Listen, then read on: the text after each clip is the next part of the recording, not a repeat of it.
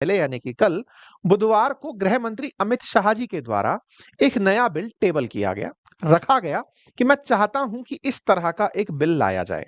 अब ये जो बिल था, ये संविधान में संशोधन चाहता था। संविधान में संशोधन चाहता था से क्या मतलब है?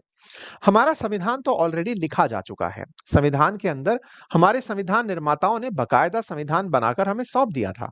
लेकिन समय काल परिस्थिति के अनुसार, आवश्यकता के अनुसार उसमें समय-समय पर परिवर्तन होता रहता है। ऐसा होते-होते अब 130वें संविधान संशोधन की बारी थी। यानी 129 बार संविधान संशोधन बिल आ चुका है। अब 130वीं बार आना था। ये बिल अमित शाह जी द्वारा लाया गया था।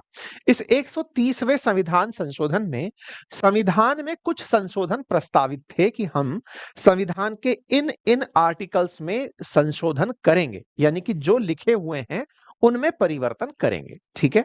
130वां संविधान संशोधन अमित शाह जी द्वारा प्रस्तुत किया गया। स्पीकर के राइट हैंड साइड पर बैठे सत्ता पक्ष और लेफ्ट हैंड साइड पर बैठे विपक्ष, दोनों के बीच में इस बात को लेकर काफी गहमा-गहमी रही। सुर्खियां इस बात पर ही बनी कि सरकार ने एक ऐसा बिल पेश कर दिया है जिसके चलते प्रधानमंत्री, मुख्यमंत्री और मंत्री तीनों ही अगर पद पर कोई भी व्यक्ति इनमें से है और उन्हें 30 दिन से अधिक अगर सजा का काटना पड़ जाता है या फिर वो 30 दिन से अधिक अगर जेल में रह लेते हैं, तो उन्हें उनके पद से हटना ही होगा।